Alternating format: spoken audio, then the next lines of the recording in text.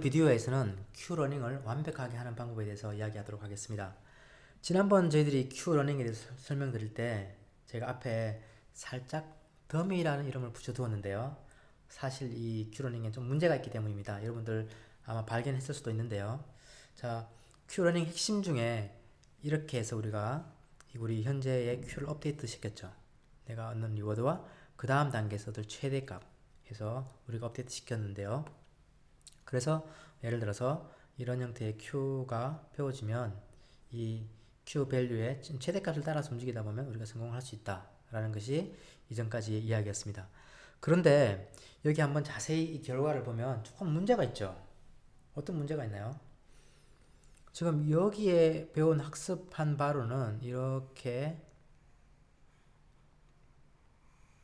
따라 움직이게 되죠.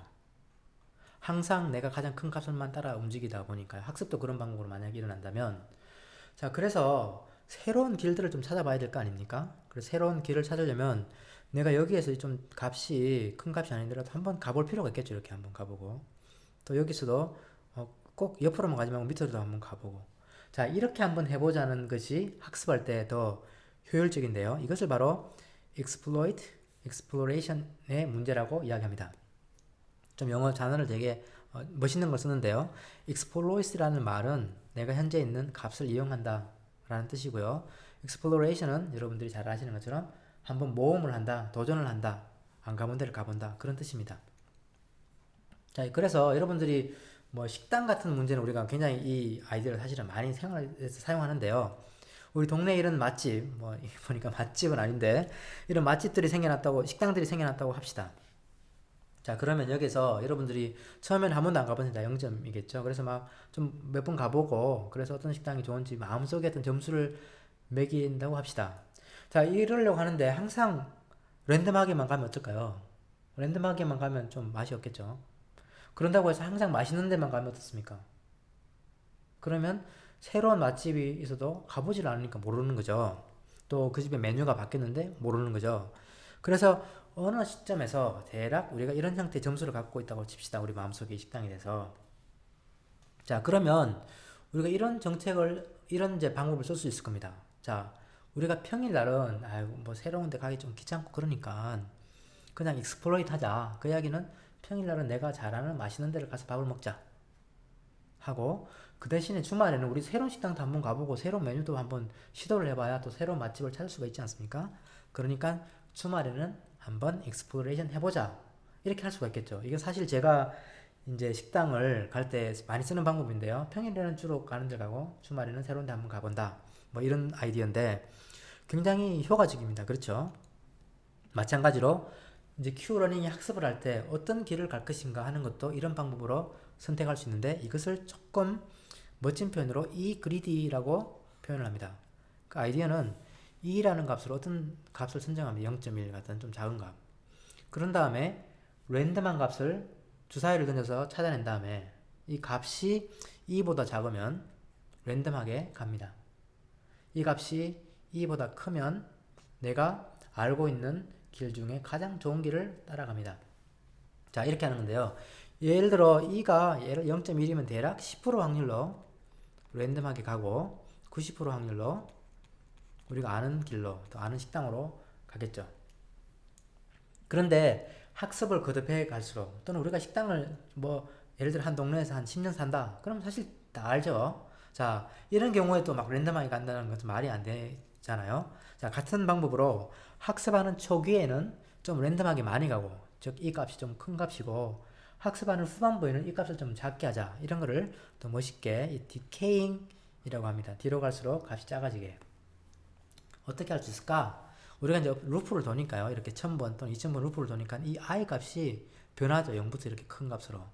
이 i 값을 이용해서 이 값을 이 i로 나누어집니다. 그러면 처음에는 0.1이었다가 점점 뒤로 갈수록 0.001, 뭐 0.0001 이렇게 작아지겠죠. 자, 그러면 이 작아진다는 이야기는 그만큼 랜덤하게 갈 수 있는 횟수가 줄어든다는 겁니다. 밑에 것은 똑같은 방법으로 랜덤하게 어떤 값을 구하고 0과 1 사이의 값을 구해서 그것이 2보다 작으면 랜덤하게, 크면 우리가 아는 방법으로 가겠다는 뜻입니다. 이것이 decaying E 그리드고요. 또 사실상 이제 exploit과 exploration은 상당히 많은 방법이 있는데 또 많이 사용하는 방법이 이 랜덤한 노이즈를 추가하는 방법입니다. 자, 이 이야기는 자, 우리가 이런 점수가 있다고 가정합시다. 자, 그럼 여기에다가 우리가 어디로 가면 좋을까를 선정하기 전에 이 값에다가 노이즈를 추가를 합니다. 노이즈를 더해버려요. 예를 들면 여기서 그냥 argmax만 하면 여기서 가장 큰 좋은 식당을 가게 될 거 아닙니까, 점수에. 그런데 여기다가 이 랜덤한 값을 더해버립니다. 그럼 값이 변해있겠죠? 그 변해진 값에 제일 좋은 식당을 가는 겁니다. 예를 들어서 이 값이 이렇게 있는 이 값이 현재 우리가 알고 있는 식당에 대한 어떤 레이팅이라고 합시다. 그러면 이 랜덤한 값을 더해버립니다. 어떻게 되나요? 그럼 이게 두 개를 더하면 0.6이 되겠죠. 이렇게 돼서 자, 0.6이 되겠고요.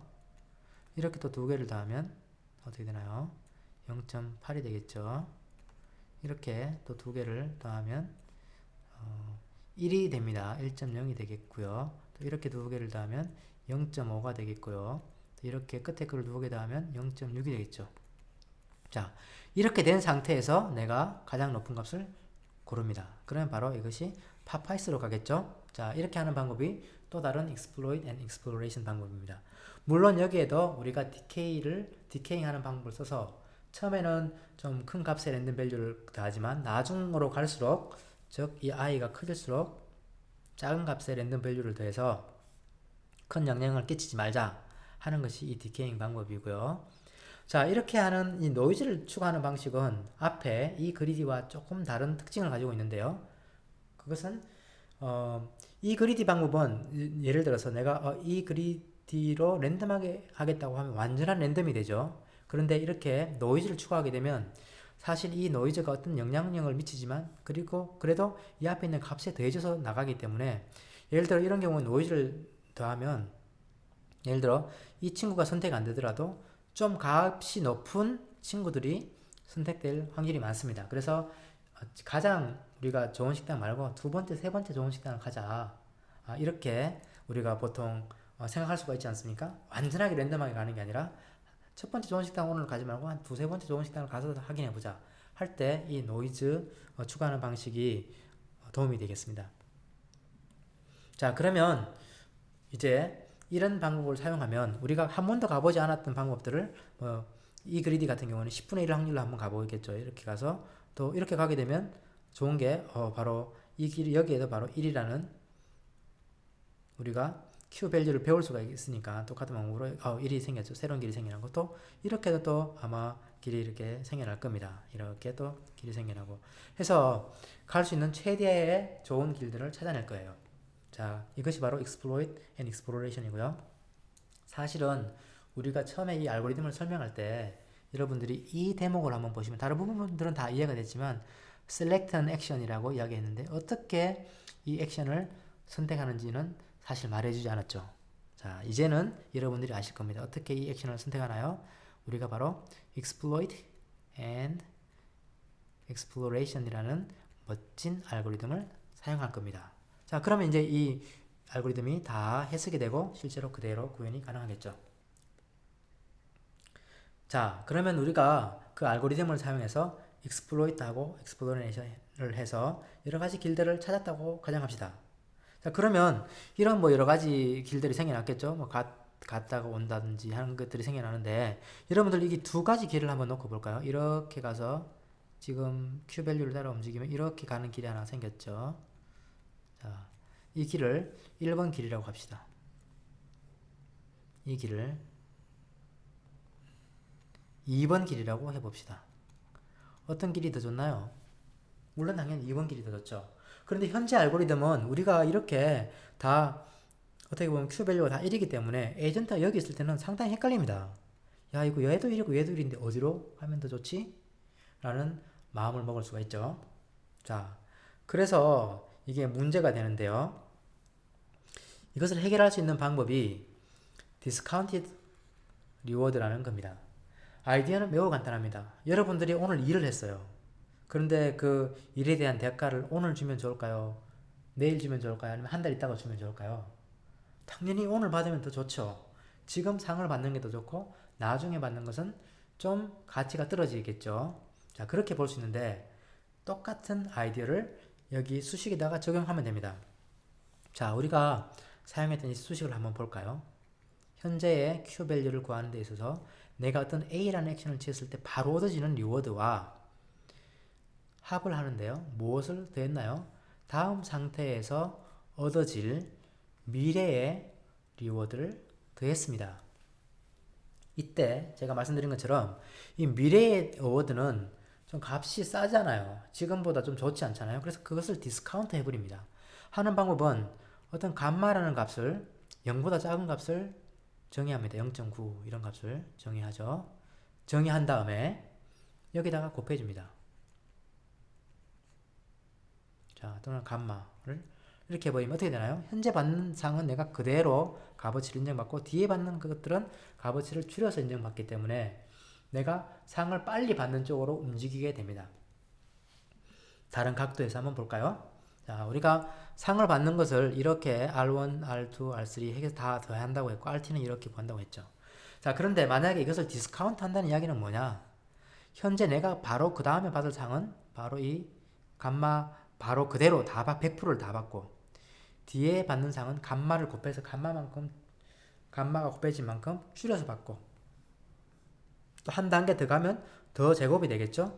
이런 식으로 더 미래에 받는 것은 줄여지게 됩니다. 그러면 이 부분을 이렇게 묶을 수가 있고 사실 이렇게 묶어진 이 부분이 바로 R 플러스 1이 되는 것이죠. 그래서 우리가 사용했던 Q 이퀄 어떤 리워드는 바로 받고 그리고 새로 받을 리워드 감마의 맥스 Q를 하는 것이 S 프라임 이 수식과 똑같은 것이죠.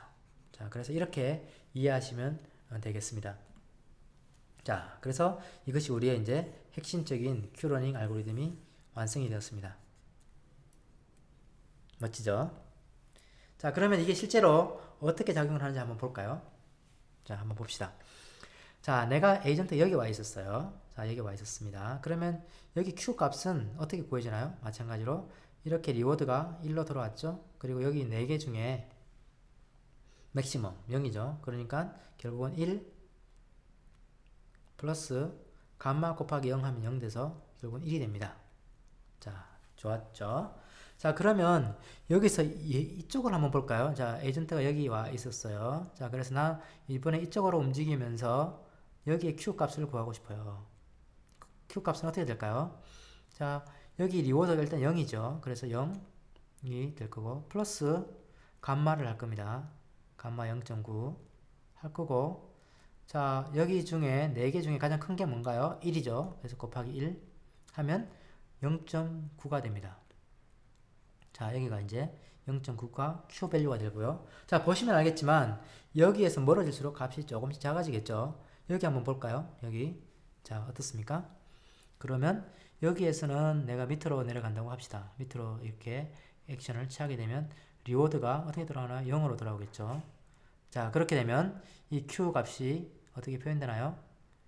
Q 값은 리워드는 0이고요. 그리고 플러스 감마 0.9에 여기 4개 중에 가장 큰 값은 뭔가요? 0.9죠. 그래서 곱하기 0.9 하면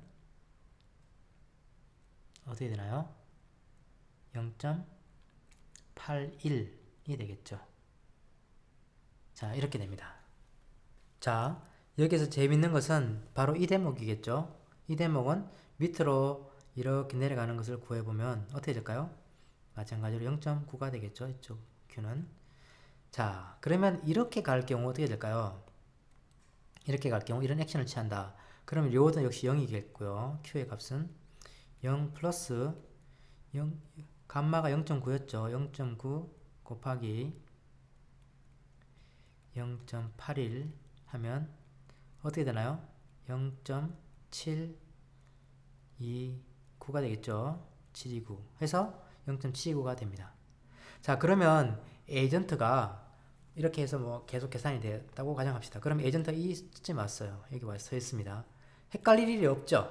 어디로 가면 좋을까요? 바로 0.9가 최대값이니까 이렇게 돌아가지 않고 바로 밑으로 내려가서 옆으로 가는 단, 그리고 최적화된 경로를 찾을 것입니다. 바로 이 discounted reward가 사용됐기 때문이죠.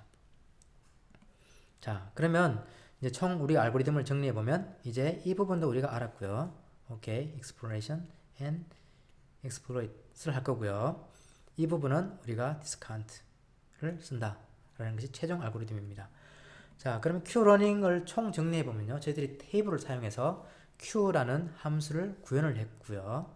자, 구현을 한 다음에 이것을 테이블 값을 채웁니다. 이것이 학습이었고요.